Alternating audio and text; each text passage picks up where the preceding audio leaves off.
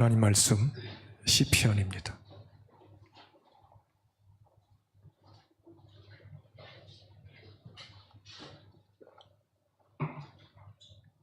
(23편) 4절입니다.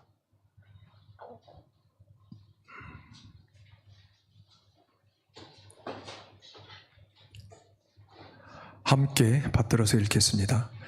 내가 사망의 음침한 골짜기로 다닐지라도 해를 두려워하지 않을 것은 주께서 나와 함께 하심이라. 주의 지팡이와 막대기가 나를 안위하시나이다. 아멘. 시편 84편입니다.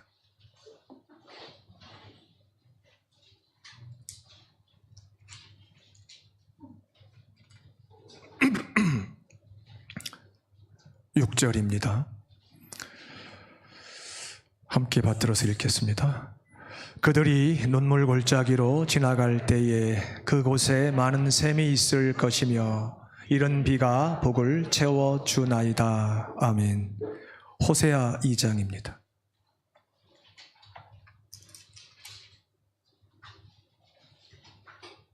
(14절과 15절입니다)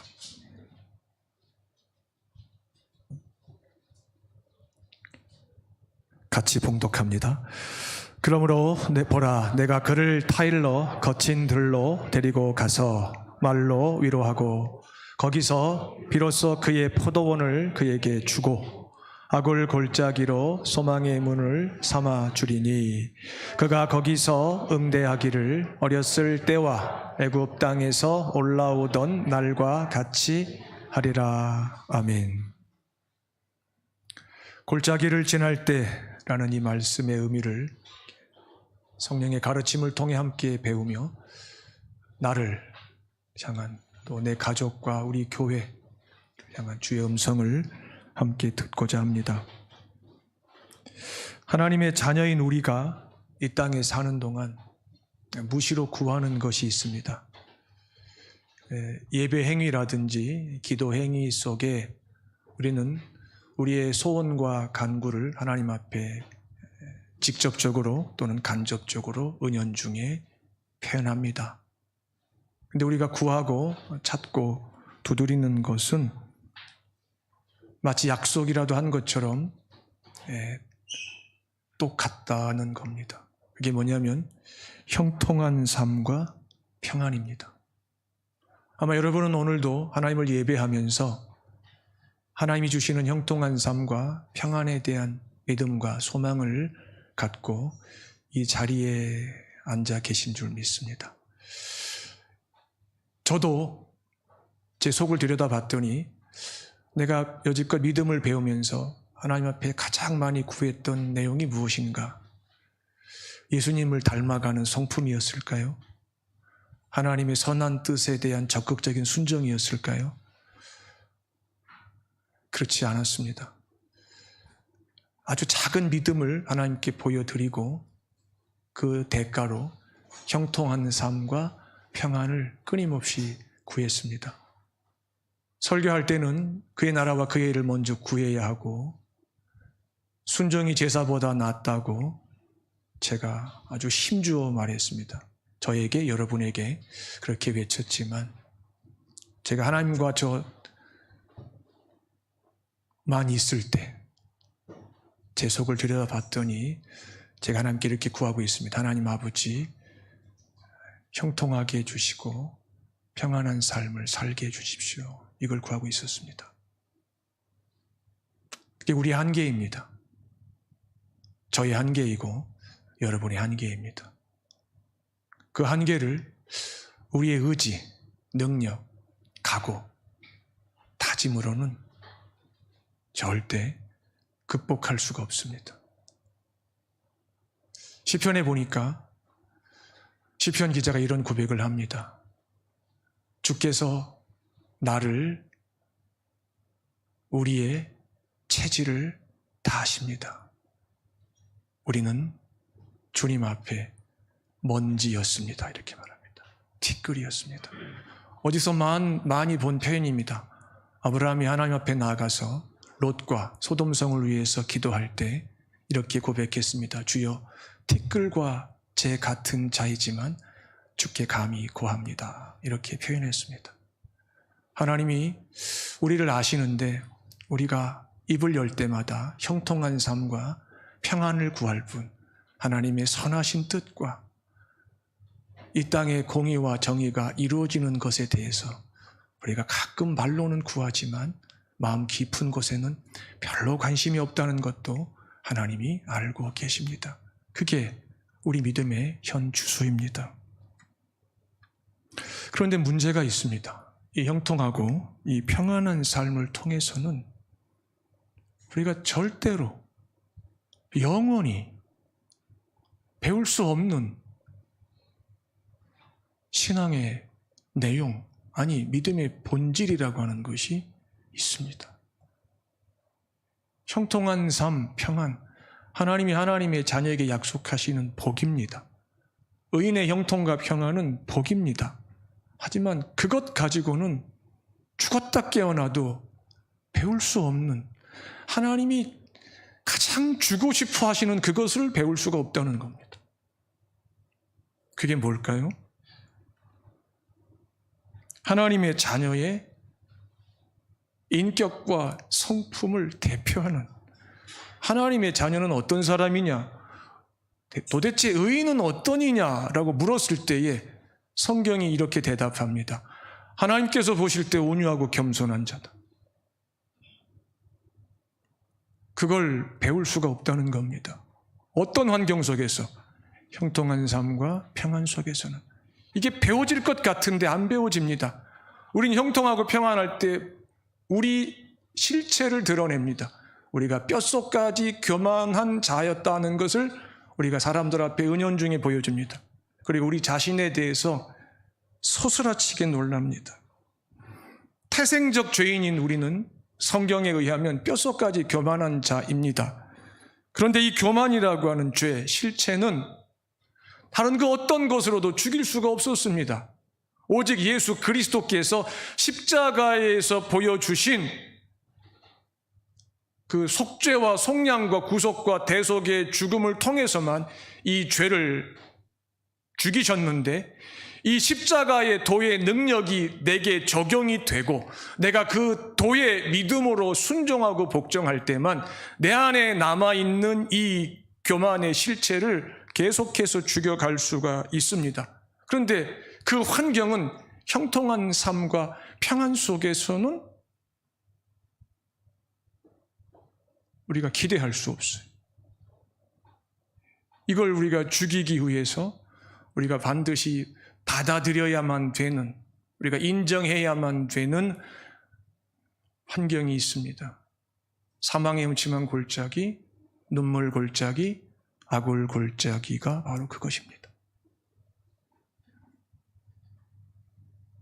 그런데 우리 지난 경험에 비추어 보면 이 세 가지 골짜기는 할 수만 있으면, 선택할 수만 있다면 결코 누구도 지나가고 싶지 않는 길이었습니다. 우리가 자식을 잘 키우고 싶은 본능적인 욕구가 있는데 왜 그렇습니까? 우리 자식의 인생에 꽃길이 계속되기를 바라고, 시온의 대로가 열리기를 바라고, 형통과 평안이 평균적으로 보장되기를 바라는 육신의 부모의 본능 때문입니다.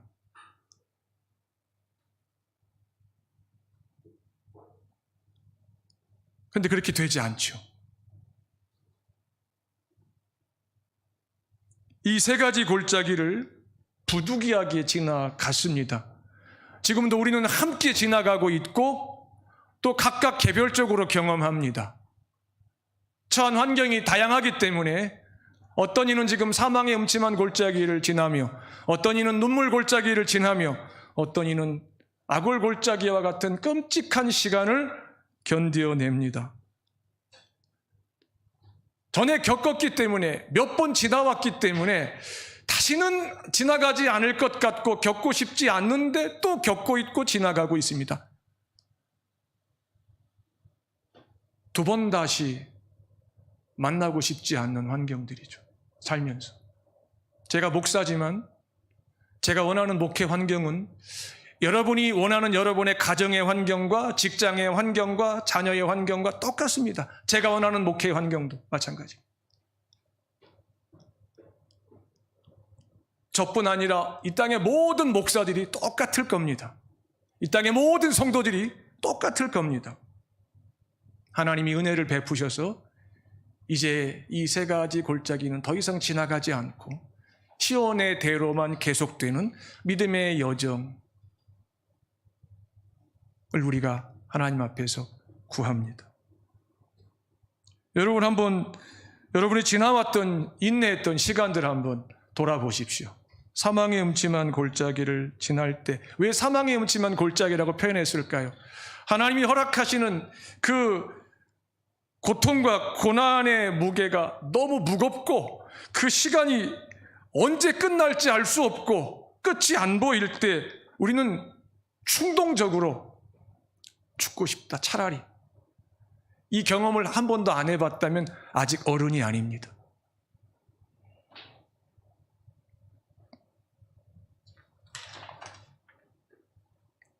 슬픔과 억울함이 말로 표현할 수 없어서 내 몸과 마음을 지독하게 아프게 할 때, 내 몸뿐 아니라 마음에도 그 통증이 그대로 전해질 때 우리는 처음에는 흐느껴 울다가 잠시 후에 통곡을 합니다.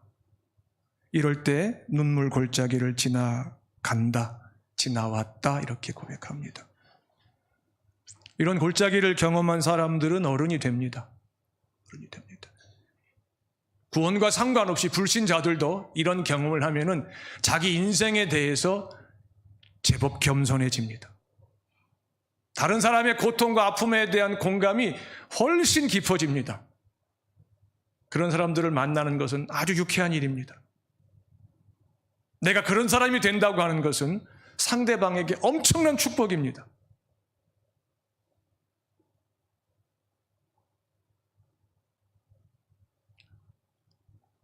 순종 혹은 불순종으로 인한 하나님의 징계가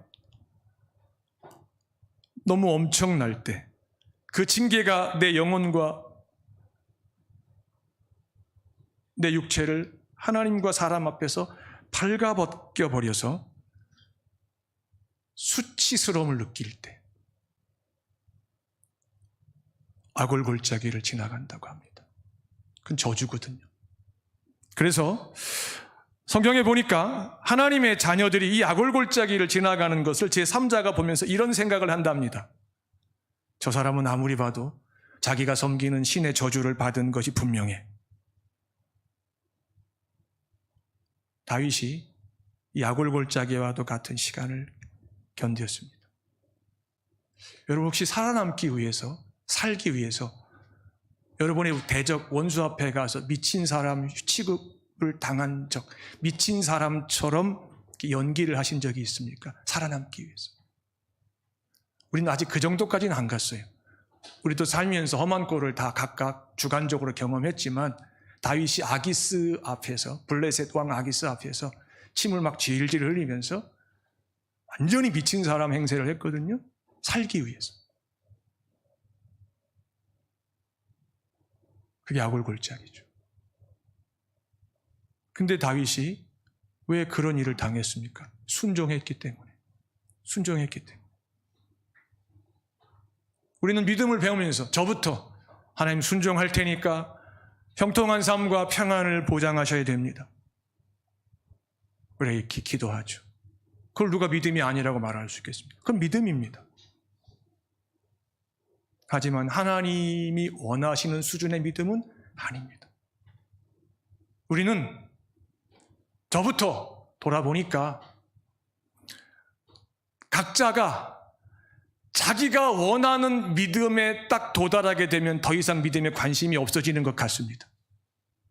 믿음을 버릴 수는 없는데 하나님이 주인이시기 때문에 이 믿음을 과연 하나님도 동의하시고 흡족해 하시고 더 이상 내 믿음의 진보가 이루어지지 않기를 하나님도 기뻐하실까? 여긴 우리가 별로 관심이 없는 것 같습니다. 저부터.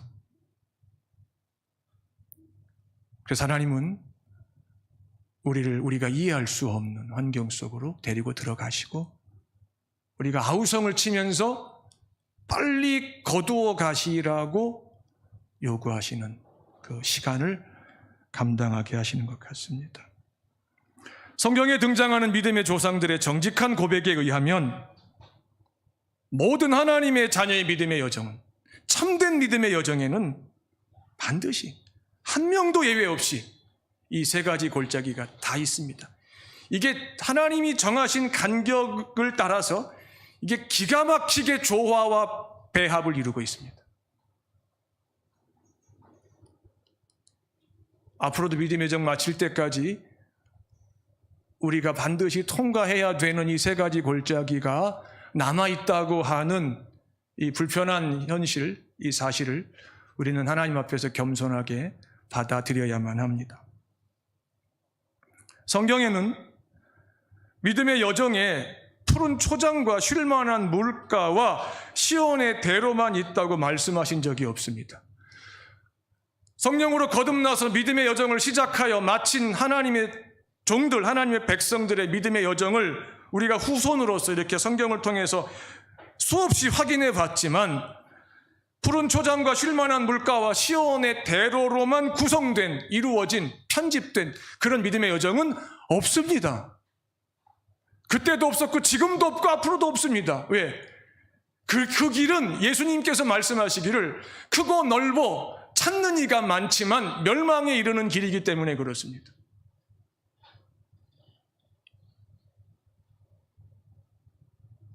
예수님은 이어서 구원에 이르는 길은 협착하여 찾는 이가 적다고 분명하게 말씀하셨어요.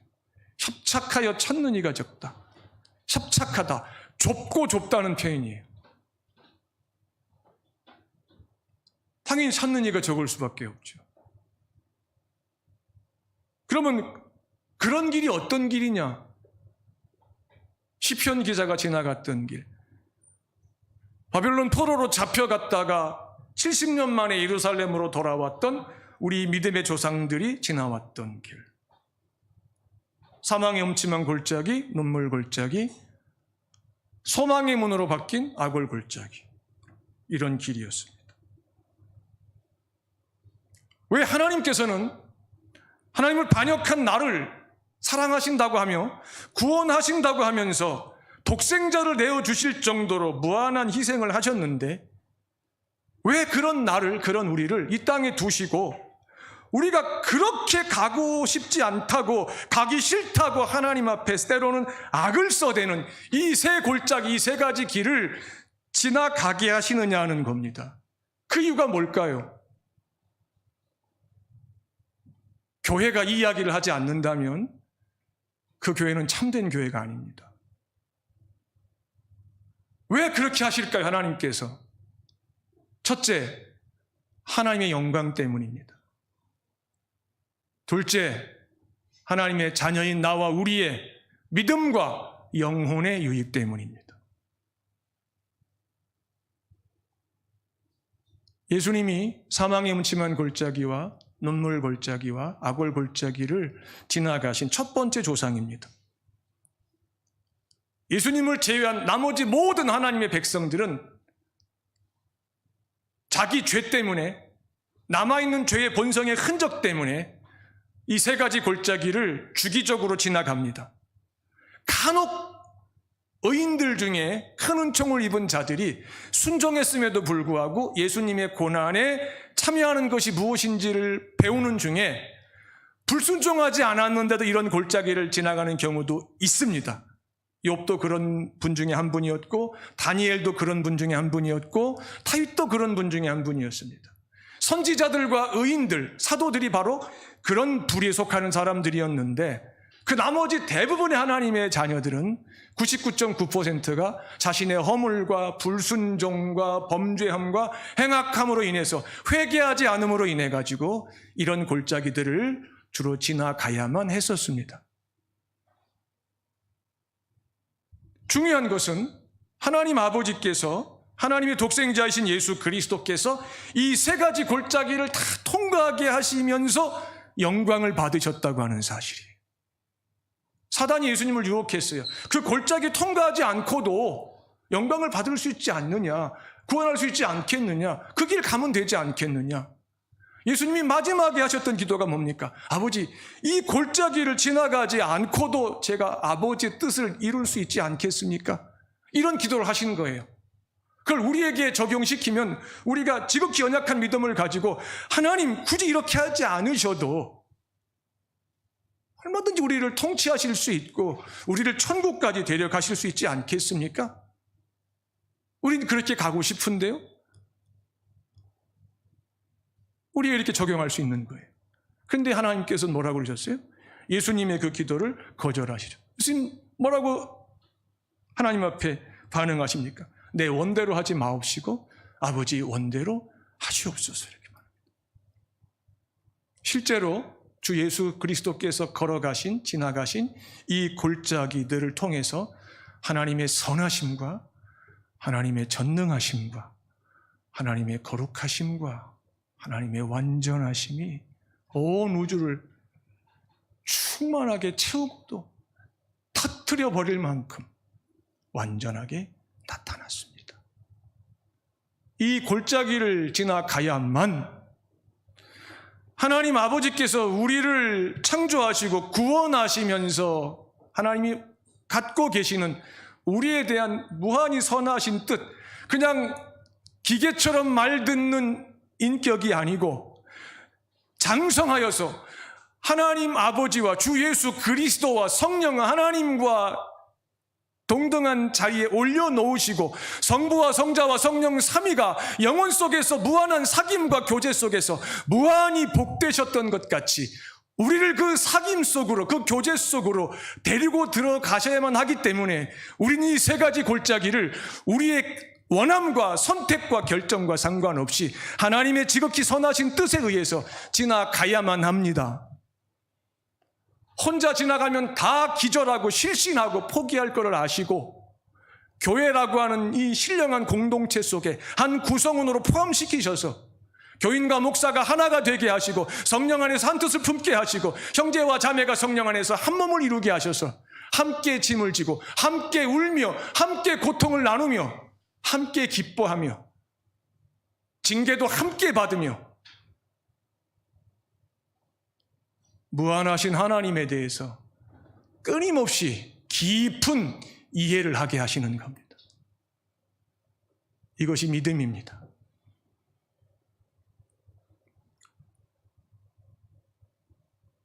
대장장이가 하는 일이 뭔지 알고 계시죠? 대장장이. 자기가 원하는 도구를 제작하기 위해서 이 쇠를 끊임없이 담금질하는 것을 직업으로 삼는 분들이죠. 그들이 하는 일은 아주 단순합니다. 먼저 쇠를 풀무불에 넣었다가 일정한 시간이 지난 후에 꺼내죠. 근데 그 시간도 이 대장장이가 오랜 경험 속에서 마치 매뉴얼처럼 숙지하고 있는 것대로 적용합니다. 제작하고자 하는 도구가 무엇이냐에 따라서 풀무불에 넣었다가 꺼내는 시간과 횟수가 결정됩니다. 꺼낸 후에는 망치로 대장장이가 볼 때 충분하다 싶을 만큼 두드립니다. 그리고 다시 풀무불에 넣습니다. 다시 꺼내죠. 그리고 또 두드립니다. 이 작업을 자기 머릿속에서 이미 설정된 로드맵을 따라서 반복합니다. 그리고 자기가 볼 때 이제 됐다고 하는 순간에 거짓말같이 그냥 누가 버린 쇠붙이 같았는데 이것이 누군가에게 매우 요긴한 도구로 탈바꿈을 합니다. 대장장이의 손에서 다루어지지 않았었더라면 누구에게도 쓸모가 없는 환경을 오염시키는 폐기물이 되었을 겁니다. 그가 이 풀무질과 담금질과 망치로 두드리는 일을 끊임없이 반복하는 이유는 두 가지입니다. 먼저 그 쇠에서 불순물을 제거하는 겁니다. 그리고 이 쇠의 강도를 자기가 제작하는 도구에게 반드시 갖춰야 되는 만큼 부여하기 위해서입니다. 이게 하나님과 나와 우리가 지나가야 되는 이 세 가지 골짜기와 상관관계가 있습니다. 이게 아주 기가 막히게 이게 조화를 이룹니다.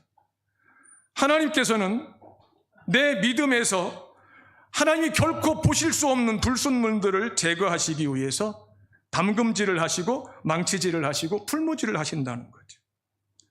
사망의 음침한 골짜기와 눈물 골짜기, 악월 골짜기는 하나님께서 딱 갖추고 계시는 하나님이 주인이신 그 대장간에서 하나님께서 설치하신 하나님의 풀무불이라는 거예요.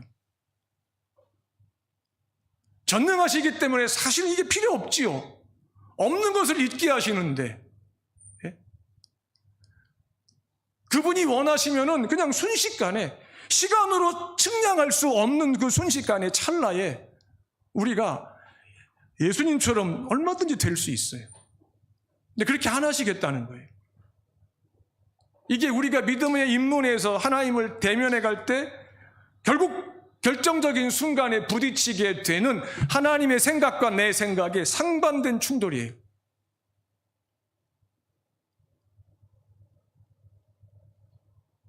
하나님은 하나님이 원하시는 형상대로 나 한 사람 한 사람을 빚어가시기 위해서 망치질을 하시죠.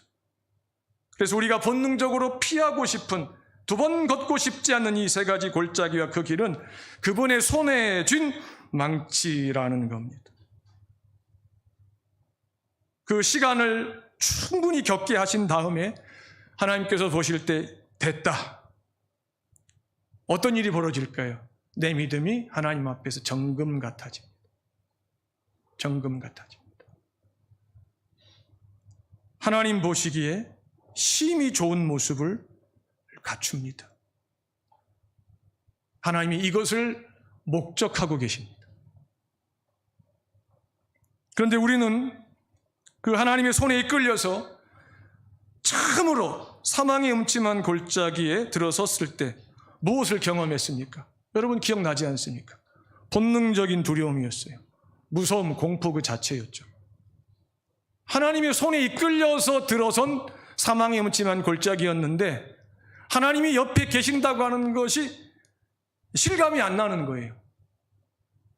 하나님이 순식간에 사라지고 나만 홀로 버려진 것 아닌가라고 하는 그런 생각을 우린 다 했었습니다. 그래서 막 울죠. 아이가 엄마를, 아빠를 잃어버리면 그냥 울잖아요. 막 울죠. 그게 우리가 아주 리얼하게 배운 첫 번째 기도였어요. 하나님 앞에서. 그런 경험을 했을 때 우리는 기도가 뭔지 기도의 세계에 입문했던 것 같다. 이렇게 말할 수 있는 거예요. 여러분 기도가 여러분의 기도 속에 통곡이 나오지 않고 깊은 탄식이 나오지 않고 여러분의 기도 속에 하나님을 향한 막 갈망과 부르짖음이 아직 터져 나오지 않았다면은 아직 여러분들은 사망의 음침한 골짜기를 제대로 통과했다 말할 수 없어요. 그 골짜기가 깊건 얕건 통과하게 되면은요, 반드시 영혼 가장 깊은 곳에 봉해져 있었던 문이 터지면서 나도 몰랐던 하나님에 대한 갈망이 내 안에서 마치 화산 터지듯 분출됩니다. 그때 하나님이 역사하십니다.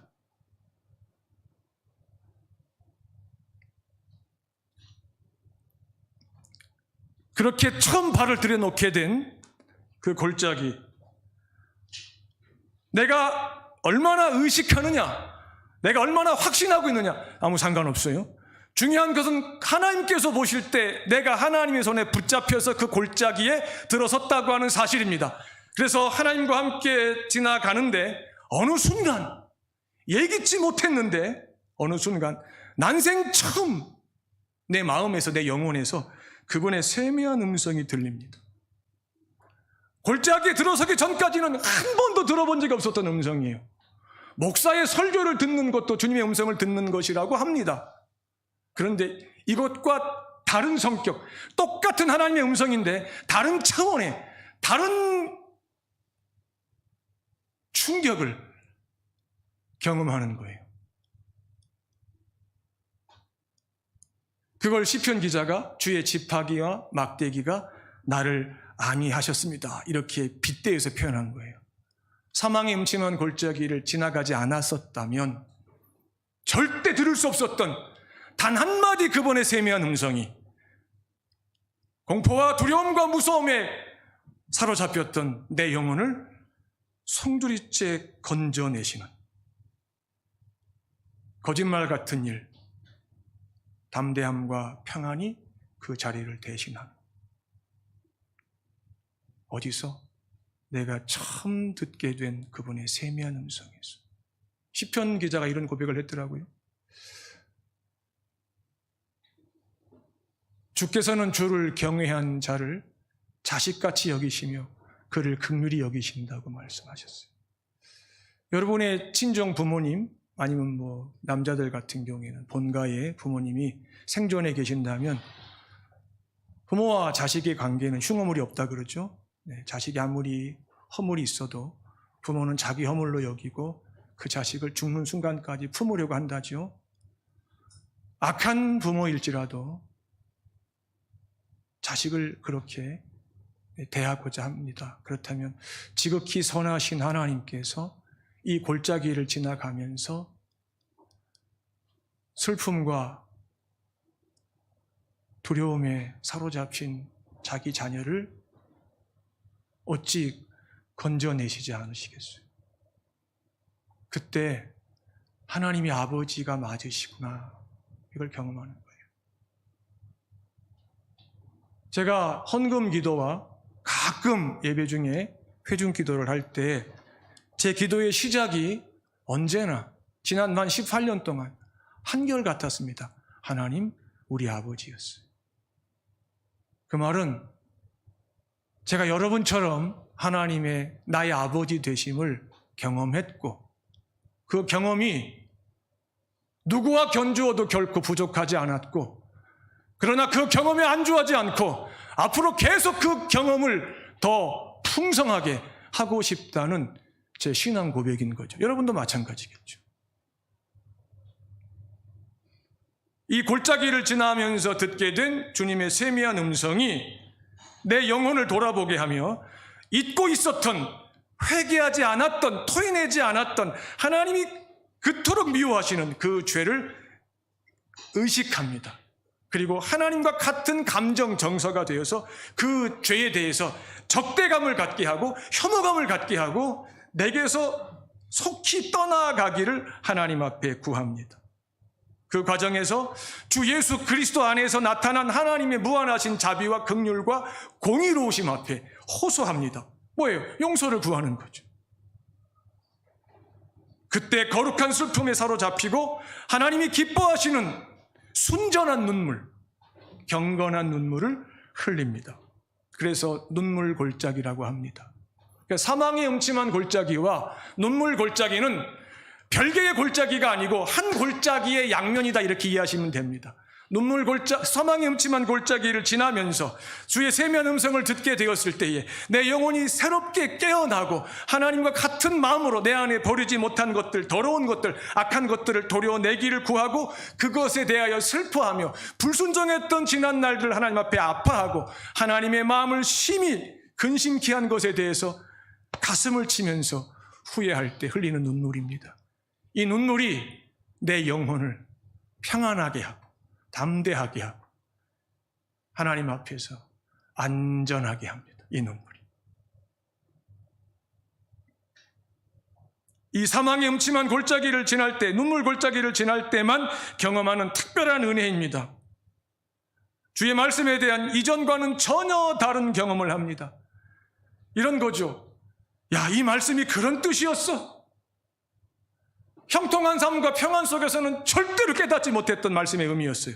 그런데 이 지옥 같은 골짜기를 지나면서 이 말씀의 의미를 새롭게 깨닫고 그 의미에 대한 이해가 내 의지와 상관없이 엄청 깊어지는 거예요. 뿌리가 더 깊어지는 믿음이 되고요.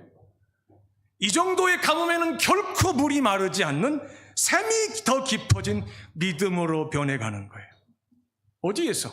이 세 가지 골짜기에서. 하나님 아버지의 뜻에 대해서 전보다 훨씬 성숙한 이해를 하게 되죠. 어른이 되어가는 거죠, 어른이. 자식이 어른이 되어야만 늙어가는 부모와 대화가 되고 부모와 친구가 되지 않습니까? 똑같은 겁니다. 하나님은 영원하시기 때문에, 시간을 초월하시기 때문에 우리가 하나님의 손에서 점점 어른스러워져 갈 때 믿음에 있어서 우리는 하나님과 훨씬 더 깊은 대화를 할 수 있는, 하나님과의 교감이 훨씬 더 풍성해진, 세상 그 어떤 것으로도 보상받을 수 없는, 그 어떤 것으로도 대체할 수 없는 바로 그것을 우리가 지니게 됩니다. 그 결과 내 소명과 사명에 대해서 처음으로 인식을 하게 되거나 아니면 희미했던 것이 확신이 되어서 내 인생의 목적과 방향에 대해서 정확한 이해를 하게 됩니다. 마치 그것이 나침판에 북극을 가리키는 것 같이, 하늘에 떠있는 북극성 같이 내 영혼에, 내 믿음의 여정에 실시간으로 영향을 준다는 거죠. 제가 젊은 날 내 소명과 사명에 대해서 확신이 없었고 혼란스러웠을 때 하나님이 지나가게 하셨던 이 골짜기들이 있었어요. 하나님만이 보고 계셨는데 이 골짜기 속에서 제가 하나님 앞에서 보여드릴 거, 안 보여드릴 거 다 보여드렸죠. 그러면서 받은 상급이 뭐였냐면요, 내 소명과 사명에 대한 확신이었어요. 그것이 내 인생의 목적과 방향을 훨씬 확고하게 결정했어요. 지금은 더 이상 방황하지 않아요. 힘들지만 힘든 건 힘든 거지만 그러나 그것 때문에 방황하지 않아요. 어렵지만 앞으로도 헤쳐가야 될 어려움이 분명히 있을 거예요. 이 코로나 바이러스가 지나면 우리 교회에 어려움이 없을까요? 또 있어요. 여러분의 가정, 여러분 개인에게 어려움 없을까요? 더 센 것이 올 수도 있어요. 얼마든지. 더 있어요. 그런데 그것이 있다 없다는 절대 중요하지 않아요. 왜? 우리가 이미 그 시간과 과정을 겪으면서 우리가 전에 한 번도 경험한 적이 없었던 그분의 아주 기이한 은총을 깊이 맛보았기 때문에 힘들지만 힘든 것을 대가로 비용으로 지불하고도 남음이 있을 만큼의 또 새로운 은혜가 나에게 주어질 거야. 이 소망이 있는 거예요. 마지막으로 악월골짜기로 소망의 문을 삼으신다는 이 표현은 무슨 뜻인가? 사람의 힘과 능력으로는 절대 바꿀 수 없는 환경을 전능하신 그분의 능력으로 순식간에 바꾸어 버리시겠다는 약속이에요. 인간이 괴로울 때 취하는 두 가지 자세가 있어요. 자기 환경을 바꾸려고 안간힘을 쓰든지 아니면 그게 안 되면 자기를 그 환경에 맞춰가지고 적응해 가든지 둘 중에 하나예요. 근데 이게 믿음의 세계에서도 그대로 적용이 돼요. 근데 하나님께서 우리가 원하지 않는 환경 속에서 먼저 우리를 바꾸시고 나를 바꾸시고 그리고 나서 어떻게 하신다? 내 힘으로 바꿀 수 없는 내 환경도 하나님께서 바꿔주시더라. 이 순서는 인류 역사가 시작된 이래로 지금까지 단 한 번도 바뀐 적이 없어요. 악월골짜기는 이미 성경에서 그 유래를 우리가 알 수 있지만 이제 설명 안 합니다. 악월골짜기가 상징하는 것은 하나님의 저주와 심판과 죽음, 사망입니다. 그런데 이것을 하나님이 소망의 문으로 바꾸신다고 했는데 이 약속은 그것이 복과 구원과 생명, 즉 저주가 복이 되게 하시고 심판이 구원이 되게 하시고 사망이 생명이 되게 하신다는 겁니다. 하나님께서 어떻게 하셨죠? 십자가상에서. 이게 가능하냐고요? 그분에게 당연히 가능하죠. 성경에 보니까 하나님은 저주와 심판과 사망과 복과 구원과 생명의 영원한 주인이시라고 말씀하시니까. 이스라엘이 애굽에서 430년간 노예 생활할 때 그 삶은 요셉이 죽고 난 다음부터는 그냥 아골골짜기였어요. 아골골짜기였어요. 근데 그들이 그 아골골짜기에서 어떻게 빠져나왔습니까? 자력으로 빠져나왔습니까? 아니요. 그들은 능력도 없었고 소원은 있었을지 모르겠지만 데리고 나오셨더니 나중에는 힘들 때마다 다시 아골골짜기로 돌아가겠다고 아우성을 쳤어요. 하나님께서 자기 백성을 애굽에서 데리고 나오시면서 그 아골골짜기가 순식간에 10가지 재앙이 지나간 다음에 순식간에 소망의 문이 되게 하셨어요. 유월절 어린 양의 피로.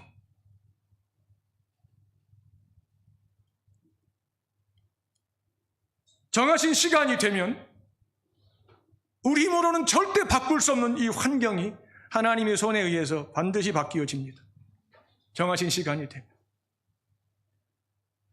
그때가 될 때까지 모든 하나님의 자녀가 하나님 앞에서 보여야 되는 한결같은 자세는 탄식과 부르짖음입니다. 이거 안 하면 미칩니다. 여러분 그 길을 걷게 하시는데 탄식하지 않고 부르짖지 않으면요, 여러분 돌아버릴 것 같을 겁니다. 그 과정에서 우리는 하나님이 가장 보고 싶어 하시는 것, 스스로를 낮추는 법을 제대로 배웁니다. 그 결과 내 영혼이 새로워집니다. 그리고 마침내 하나님의 손에 의해서 온유해져 가기 시작하는, 하나님이 그렇게 보고 싶어 하셨던 내 실체, 그것이 하나님의 눈앞에 나타납니다. 하나님께서 미소를 지으시면서 그래, 이쯤 되면 나타나야 되는 거지, 이렇게 말씀하십니다. 앞서 말씀드린 것처럼 이 하나님을 가장 잘 드러내는 성품과 인격, 이 두 가지 겸손과 온유는 형통한 환경이라고 하는 밭에서는 절대 자라지 않습니다. 기대하지 마십시오. 절대 맺히지 않습니다. 형통한 환경, 평안한 삶 속에서는요, 내가 감쪽같이 숨기고 있었던 교만이 불쑥불쑥 튀어나옵니다. 그래서 성경은 뭐라고 경고하십니까? 선줄로 생각할 때 넘어질까 조심하라고 말씀하셨던 거예요. 겸손과 온유는 이 세 가지 골짜기라고 하는 토양에서만 자라고 맺힙니다. 이게 기이합니다. 여러분 보세요. 사망의 음침한 골짜기가 밭입니까? 밭입니까? 눈물 골짜기가 밭입니까? 여러분은 밭과 골짜기는 구별할 수 있지 않습니까? 아골 골짜기가 밭입니까? 밭이 아니에요. 길가보다도 더 척박한 환경이에요. 그런데 바로 그 말도 안 되는 환경 상황 속에서 하나님이 가장 큰 일과 위대한 일을 하시겠다는 거예요. 왜? 전능하시기 때문에. 전능하시기 때문에. 그래서 우리의 성품과 인격 속에서 주 예수님을 닮은 겸손과 온유가 조금씩 떡잎이 나고 싹이 막 보이고 시작할 때에 하나님께서 우리에게 잠시 쉼을 주시기 위해서 아골 골짜기를 순식간에 소망의 문으로 바꿔버리십니다. 우리가 할렐루야를 외치죠. 이걸 성경은 때가 되면 너를 높이시리라 이렇게 약속하시는 거예요. 그때가 언제라고요? 골짜기를 지나면서 하나님 앞에서 겸손해지고 온유해졌을 때. 정리합니다. 사망의 음침한 골짜기에서 하나님을 찾고 눈물 골짜기에서 전심으로 그분의 얼굴을 구하며 하나님 앞에 자기를 정직하게 낮추고 엎드릴 때 하나님께서는 우리 힘으로 결코 바꿀 수 없는 일, 아골 골짜기가 소망의 문이 되게 하십니다. 그래서 하나님이 내 아버지이시고 나와 함께 하신다는 것을 교회와 세상 앞에 보여주십니다. 그렇게 됐을 때 끊임없이 겸손하기를 소망하시면 아마 그 형통과 평안한 삶이 상당 기간 지속될 거예요.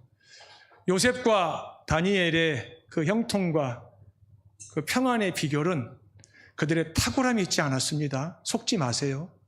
그들이 하나님이 그렇게 높이셨지만 하나님 앞에서 끊임없이 낮아지고자 했었던 그들의 온유함과 겸손함이 있습니다. 여러분의 자녀가 형통한 인생, 평안한 삶을 여러분보다 상대적으로 길게 풍성하게 살기를 원하십니까? 하나님 앞에서 온유하고 겸손한 자가 되게 해달라고 죽을 때까지 기도하십시오.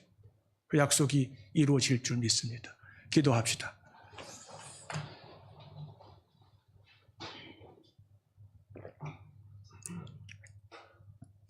하나님 우리 아버지, 우리가 그토록 지나가고 싶어 하지 않았던 이 골짜기를 하나님이 원하실 때마다 지나가게 하시며 하나님 가장 보고 싶어 하시는 주 예수님을 쏙 빼닮은 겸손과 온유가 나타나게 하옵소서. 그때 아굴 골짜기가 소망의 문으로 바뀌는 천국이 임하는 것을 보게 해 주시옵소서. 그 하나님께 세세토록 영광과 찬송과 경배와 감사를 돌려드립니다. 우리의 주와 구주이신 예수님 이름으로 기도합니다. 아멘. 492장입니다.